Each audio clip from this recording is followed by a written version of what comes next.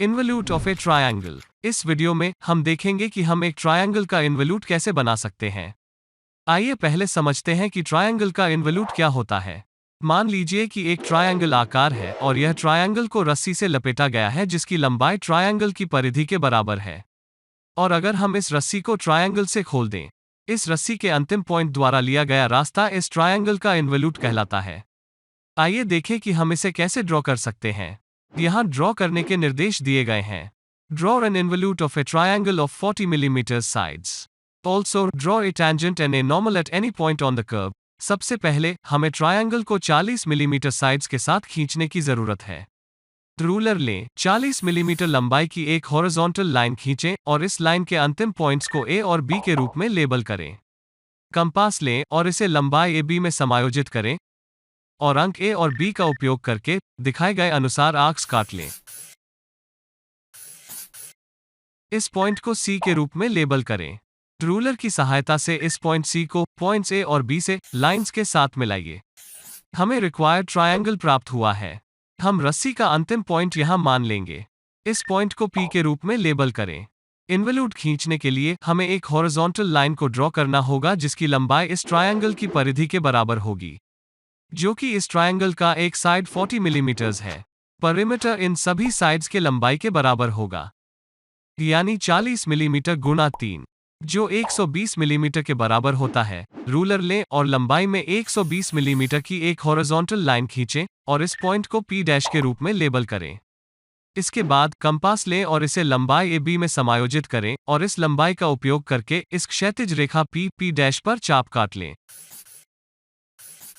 इन points को 1, 2 और 3 के रूप में लेबल करें। इसके बाद इन लाइंस बी सी और सी ए को कुछ लंबाई तक बढ़ाएं। शुरुआत में पॉइंट पी यहां होगा। जब हम खोलेंगे तो पॉइंट पी इस लाइन पर यहां पहुंचेगा। हम देख सकते हैं कि यह लंबाई पॉइंट्स 2 और 3 के बीच की लंबाई के बराबर होगी। जब हम रस्सी को और खोलेंगे तो इस लाइन पर पॉइंट पी यहां पहुंच जाएगा। हम देख सकते हैं कि यह लंबाई अंक 1 और 3 के बीच की लंबाई के बराबर होगी।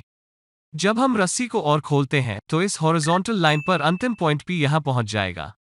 इस कर्व को प्राप्त करने के लिए आप इन रेखाओं पर पॉइंट 2, 3 और 1, 3 के बीच की लंबाई को मार्क कर सकते हैं और एक स्मूथ कर्व ड्रॉ कर सकते हैं।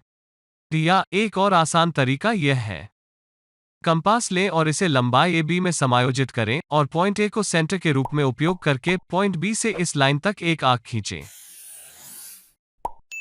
इस पॉइंट को P2 डैश के रूप में लेबल करें।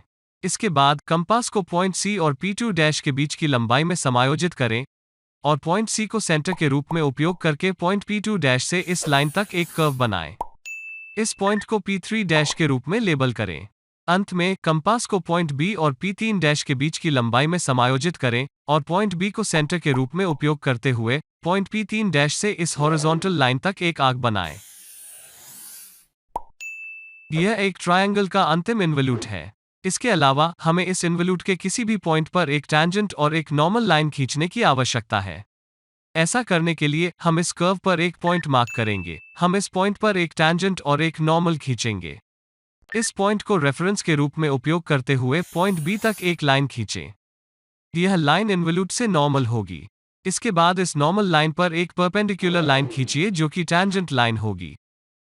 अगर आपको यह वीडियो पसंद आए तो लाइक बटन पर क्लिक करें और अगर आप मेरे चैनल ADTW लर्न पर नए हैं तो सब्सक्राइब बटन पर क्लिक करें और मेरे सभी लेटेस्ट वीडियोस प्राप्त करने के लिए सभी नोटिफिकेशन को चालू करें।